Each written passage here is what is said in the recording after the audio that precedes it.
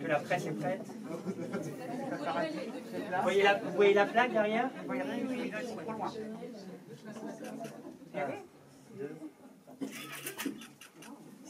Voilà.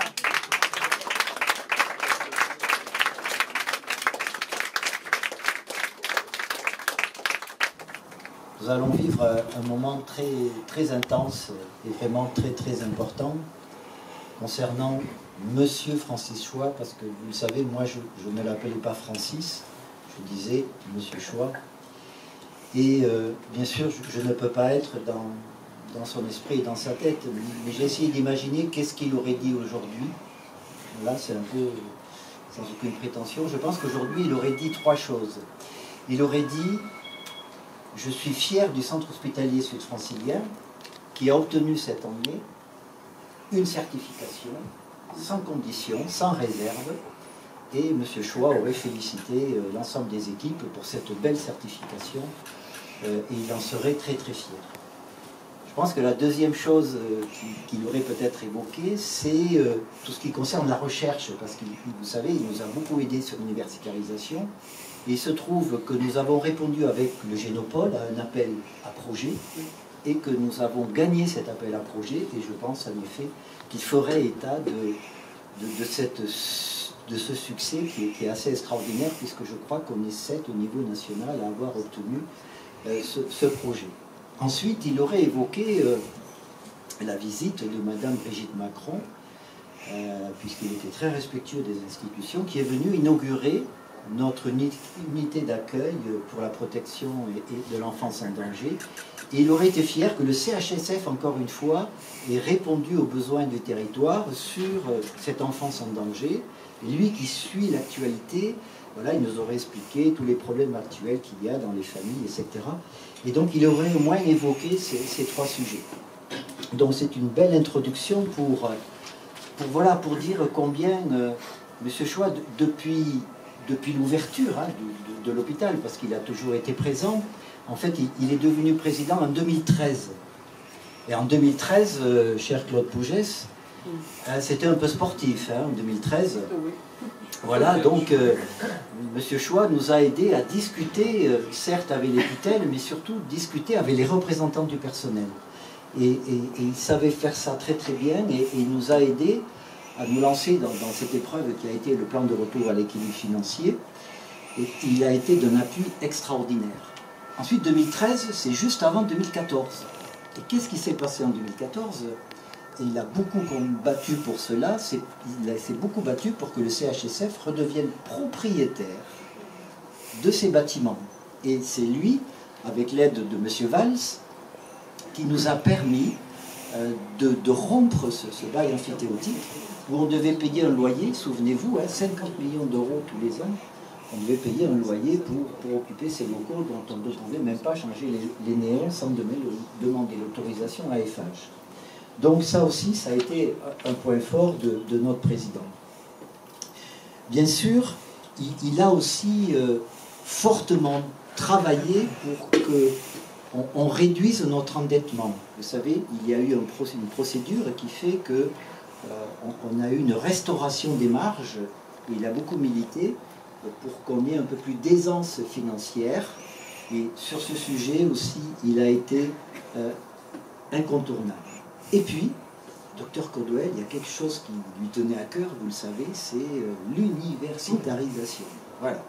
Alors, il nous avait amené avec Madame Granier, on était allé au ministère de l'Enseignement supérieur de la Recherche, ensuite, il n'a pas arrêté de remuer ciel et terre, et c'est quand même grâce à lui qu'on a eu aussi les 2 services hospitaliers universitaires que sont la neuro et que sont la diabéto, puisque c'est quand même le Premier ministre qui a un peu imposé ces 2 régularisations de postes hospitaliers universitaires. Ensuite, ça, Monsieur le Président, lui, il saura mieux parler de ça que moi, c'est toute l'action au niveau de Grand Paris Sud, mais par exemple, il s'est beaucoup battu pour l'Institut de formation des personnels paramédicaux, voilà, pour qu'on ait un accompagnement sur le financement de ce qu'on appelle l'école d'infirmière, qui est bien plus qu'une école d'infirmière. Donc encore une fois, Monsieur Choix était là. Pareil pour la psychiatrie, où il s'est investi donc pour la création des passages en ville. Et puis il y a après l'homme un peu dans le quotidien. Et par exemple pendant le Covid, on a vu M. Choix venir, on faisait des conseils de surveillance en conférence téléphonique, et M. Choix était là avec son masque, et il soutenait les équipes. Et après dans le quotidien, entre autres, il nous avait fait l'honneur, Geneviève, de se faire soigner dans cet hôpital, quoi. Francis Choix se faisait soigner dans les services ici, voilà.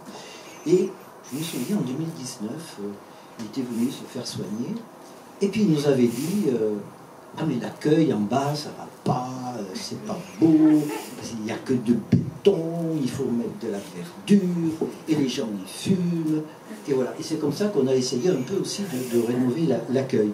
Donc c'est juste un petit exemple, mais ça c'est Monsieur Choix. Voilà. Donc bien sûr il a été honoré par la Légion d'honneur, mais c'est vraiment beaucoup plus que ça qu'il mérite. Et vraiment aujourd'hui, voilà, on est très fiers d'être réunis pour cet homme qui a été très précieux pour le CHSF, reconnu par le CHSF, reconnu par même ses ennemis politiques. Et donc nous allons voilà, ensemble pouvoir lui rendre hommage à travers certes une dénomination de cette salle, un dévoilement de portrait, et je pense qu'il mérite encore une fois qu'on l'applaudisse.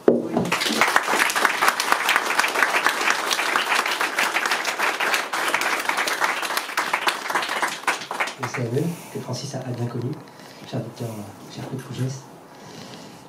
Chers toutes et tous, chère Geneviève, merci d'être là pour ce double moment d'hommage.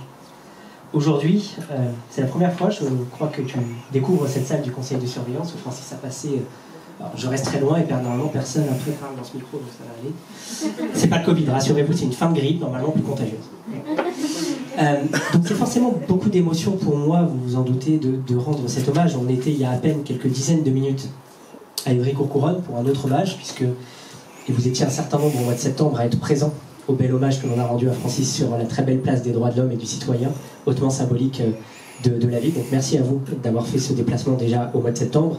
Et on avait délibéré avec Daniel, Sandrine, que je vois, qui sont élus avec nous à la ville d'Évry-Courcouronnes, en conseil municipal, pour que un lieu qu'on garde une trace de la mémoire de Francis dans un lieu public, dans l'espace public et dans un quartier qui l'a largement contribué à façonner au cours de ses différents mandats, et j'en dirai un mot, le quartier du centre-ville, au niveau du terminus du tramway, 20 ans de combat pour Manuel Valls et lui, à la sortie ou à l'entrée de l'université d'Évry-Paris-Saclay, qu'il a contribué à accompagner, qui est aujourd'hui totalement Paris-Saclay, à quelques dizaines de mètres de la mairie aussi. Ce lieu hautement symbolique sur le boulevard François Mitterrand, enfin, pour boucler la boucle. Et donc nous avons inauguré il y a à peine quelques dizaines de minutes l'esplanade Francis Choix. Et c'était un moment, évidemment, avec beaucoup d'émotions. C'est un moment aujourd'hui aussi, cet après-midi, où il y a évidemment beaucoup d'émotions. Ce sont des pages qui se tournent. Des pages qui se tournent, Francis, évidemment. Gilles, pas pour les mêmes raisons, mais Gilles va nous quitter, le CHSF, rassure-toi, pour une retraite bien méritée dans quelques jours. Donc c'est ton dernier conseil de surveillance, probablement ta dernière cérémonie officielle. Et forcément, c'est beaucoup d'émotions dans ces moments-là, de voir des parcours de vie, des gens avec qui on a travaillé, on a évolué, on a mené des projets qui partent. Et voilà, moi j'y suis évidemment... voilà, je suis très attaché à tout ça, très touché par ces moments hautement symboliques. Hautement symbolique aussi parce qu'on est le 20 décembre. Francis aurait eu aujourd'hui 76 ans. C'est bien la raison pour laquelle nous avons souhaité organiser ces deux moments à cette date anniversaire. Donc merci au conseil de surveillance, merci à l'ensemble des médecins, à la communauté médicale d'avoir accepté, on va le faire dans quelques instants, de renommer cette salle du conseil de surveillance où, je le disais, Francis a passé des heures et des heures. Tu as rappelé un certain nombre de combats qui ont été menés dans cette salle notamment, de pouvoir la renommer Francis Choix, pour aussi ici à l'hôpital, qu'il a largement contribué à accompagner. Il reste une trace de ce grand président qui a exercé 2 mandats, tu l'as dit Gilles, entre 2013 et 2020, à qui j'ai eu l'honneur de succéder en 2020 au cours d'une séance de conseil de surveillance, là aussi hautement symbolique et plus qu'épique, parce que je rappelle que c'était en octobre 2020, le soir de l'assassinat de Samuel Paty, qu'on a appris en plein milieu de la séance qu'un professeur avait été décapité à quelques dizaines de kilomètres d'ici, et c'est des moments dont on parlait encore beaucoup avec Francis jusqu'à la fin, des moments qui marquent dans une vie de transmission, après 7 ans de mandat ici, et des moments forcément, un peu comme le 11 septembre par exemple, dont on se souvient ce qu'on faisait à ce moment-là, et on parlait beaucoup de cette date du mois d'octobre avec Francis. Gilles en a beaucoup parlé, beaucoup de combats qui ont été menés, le site unique, évidemment, d'abord, beaucoup de débats à l'époque, le CHSF qui a été CHSF en 1999, si je ne dis pas de bêtises. Francis n'était pas encore tout à fait arrivé sur le territoire d'Évry, il est arrivé en 2000, 2001, avec Manuel Valls, quand ils sont venus s'installer ici pour partir à la conquête, Daniel était là, de ce territoire. Donc Francis a été élu, tu l'as dit, à la ville d'Évry, ça ne s'appelait pas Évry-Courcouronnes à l'époque, à partir de 2001, comme adjoint aux finances, comme adjoint à l'urbanisme, avant de devenir premier adjoint, quelques années plus tard, et de devenir maire, à la succession de Manuel Valls, qui devenait alors ministre de l'Intérieur en 2012. Donc Francis est devenu à la fois maire en 2012, président de l'agglomération qui s'appelait Évry-Centre-Essonne à l'époque, en 2012 également, et des mandats qu'il a, un an plus tard, tu l'as dit, l'hôpital, 2013. Et des mandats qui, évidemment, ont façonné l'homme qu'il a fini par devenir, au gré des nombreux combats qui ont été menés au service de la population. Des nombreux combats, évidemment, pour la ville, des nombreux combats pour l'agglomération, des combats institutionnels importants. Il a fallu créer les conditions de la fusion avec Courcouronnes, il a fallu créer les conditions de la fusion des intercommunalités en 2016. Il a été le premier président de la nouvelle grande agglomération Grand Paris Sud, qui regroupait à l'époque 24 communes et 350 000 habitants en 2016. Donc il fallait une force de caractère, et Francis n'en manquait pas, pour réunir et réussir à faire en sorte que tout ce petit monde d'obédiences politiques différentes, d'une agglo à cheval entre 2 départements notamment, avec des toutes petites communes de 1000 habitants, des grandes communes comme Évry-Courcouronnes avec 80 000 habitants, puissent fonctionner ensemble. Et je crois que ça a été une des plus belles réussites de sa vie que d'être maire. Parce qu'il nous disait souvent, être maire et président d'agglo, c'est lié, c'est évidemment le mandat d'une vie. Il suffit d'être maire un jour pour être maire toujours. C'est comme quand vous avez été président de la République, vous restez dans la mémoire collective du territoire, des habitants, et on se souvient toujours, même 10, 15, 20, 30 ans après, des anciens maires. Et ce mandat-là l'a profondément transformé. Il a fini par basculer à l'Assemblée nationale, on peut le dire comme ça, en 2018. Ça a été une grande fierté pour lui de représenter cette grande première circonscription de l'Essonne à l'Assemblée nationale, ce qui permettait de faire le pont avec le CHSF, puisque dans la circonscription, il y a Évry-Courcouronnes et Corbeil, notamment. Il en était très fier, mais il n'a jamais tout à fait retrouvé ce qui faisait le sel de son engagement d'élu local, parce que ce qu'il aimait vraiment, c'était de faire, c'était de voir les gens, d'être connecté au terrain, aux vrais gens, à la vraie vie, de pouvoir impulser des projets, de voir que ces projets-là se concrétisent, de voir la concrétisation des projets. Et quand on travaille à l'Assemblée nationale, on travaille pour la France, évidemment, mais on ne voit pas forcément la traduction concrète dans la vraie vie des vrais gens de ce que l'on fait comme élu. Et ça, c'est quelque chose qui lui a beaucoup manqué. Et ce mandat, là, évidemment, et tu l'as dit, Gilles, profondément aussi transformé humainement. Je l'ai dit dans l'hommage que l'on a fait au mois de septembre. Vous connaissez mon long parcours avec Francis, qui a commencé en 2012, quand je suis arrivé comme jeune stagiaire à l'époque.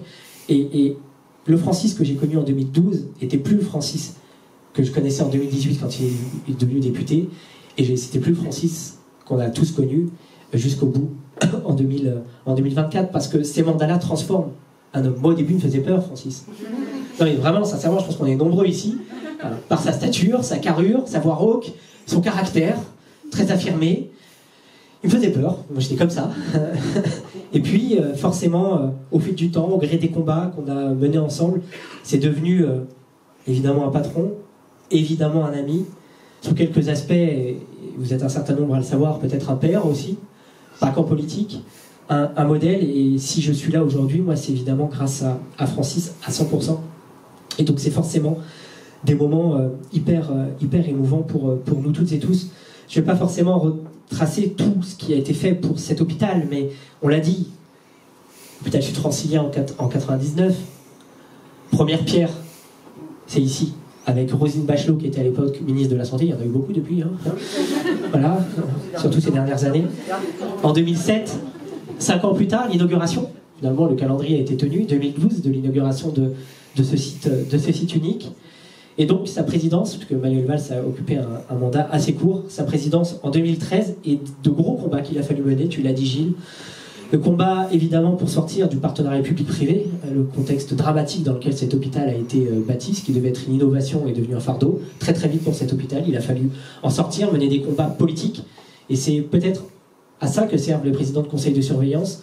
Ils ont une casquette politique, c'est de pouvoir accompagner efficacement au niveau local et national l'hôpital, les professionnels de santé pour mener ces combats qu'il a gagnés finalement, puisque nous avons réussi à sortir du PPP, à nous désendetter progressivement, à mener des projets structurels pour cet hôpital, malgré les difficultés financières, malgré toutes les difficultés auxquelles sont confrontés tous les hôpitaux en France, mais de continuer à avancer, c'était son leitmotiv.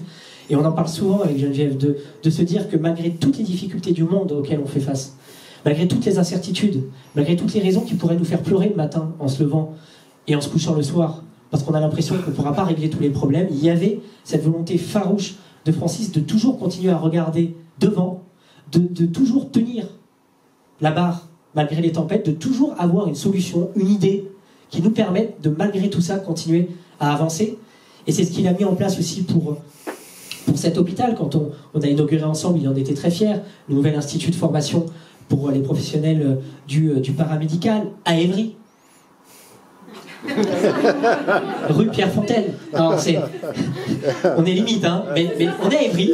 On a créé une petite rue, la rue Pierrefontaine, la seule rue qui permet d'accéder à l'IPFM, qui fait que ce site, qui était à Corbeil, est à Évry. L'ancien maire de Corbeil, Jean-Pierre Bechter, a réussi à faire renommer une partie du boulevard de telle sorte que l'entrée officielle de l'hôpital, c'est intelligent, soit maintenant Serge Dassault. Donc l'hôpital est adressé à Corbeil, avenue Serge Dassault. Et bon, on aura réussi, nous, modestement, à faire en sorte que cet institut de formation, et ça rejoint l'attachement de Francis à toutes les questions d'enseignement supérieur et de recherche, de formation au plus près de nos territoires, puisse être à Évry-Courcouronnes.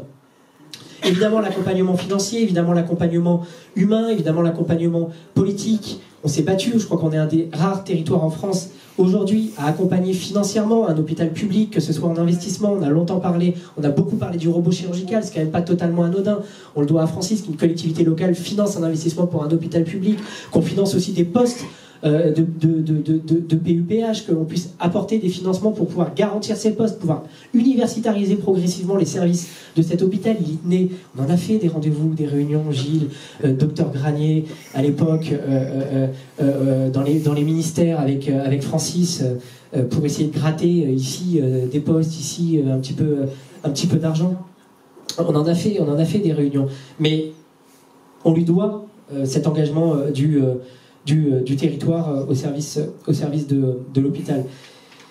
Et de tous les mandats, moi j'ai évidemment beaucoup appris avec Francis en suivant les dossiers de l'hôpital avant d'en être moi-même le président du conseil de surveillance, mais au-delà de sa fonction de maire, il a été très très très très triste de quitter la présidence du conseil de surveillance de l'hôpital. Parce qu'il a rejoint un conseil de surveillance dans un contexte particulier où ça n'allait pas, et qu'il a contribué aux côtés de toutes celles et ceux qui font vivre cet hôpital, les 4000 professionnels, à essayer d'amorcer le redressage de cet hôpital. Il en était évidemment extrêmement fier. La loi bizarre sur le non-cumul des mandats, alors que je rappelle que le président du conseil de surveillance n'est pas rémunéré, par ailleurs, les gens continuent de croire qu'on est payé, ça lui prenait évidemment beaucoup de temps, beaucoup d'énergie, il adorait ça, mais quand il est devenu député en 2022, on a essayé de jouer la montre au maximum, mais à un moment, on s'est fait taper dessus, et il fallait qu'il démissionne de la présidence, et il en a été évidemment très triste, mais jusqu'au bout, il a siégé avec nous, à nos côtés, pour nous accompagner dans la mesure des forces à la fin qui lui restait. Et moi, je veux vraiment saluer les équipes médicales, parce qu'effectivement, Francis a été accompagné médicalement jusqu'au bout dans cet hôpital. Je vois le docteur Ménager, notamment, qui a beaucoup accompagné Francis dans les dernières années et les derniers mois. Merci à vous. Vous êtes toujours très discret, mais Il m'en parlait souvent et il vous doit beaucoup. L'ensemble des équipes médicales, il est évidemment très fier d'être jusqu'au bout attaché, y compris personnellement à cet hôpital. Et voilà, évidemment, aujourd'hui, on va inaugurer cette belle salle du conseil de surveillance à son nom. On va inaugurer aussi juste après, un petit peu comme dans les ministères, pour ceux qui connaissent, un portrait des présidents du conseil de surveillance depuis que le CHSF est CHSF, et donc à double titre, mais principalement dans nos mémoires. Francis continuera longtemps à vivre, donc merci à toutes et tous d'être là aujourd'hui. Merci à Gilles, merci à l'ensemble des équipes d'avoir permis cet hommage. Merci Geneviève d'être là, et on continuera à penser à lui longtemps. Merci à vous.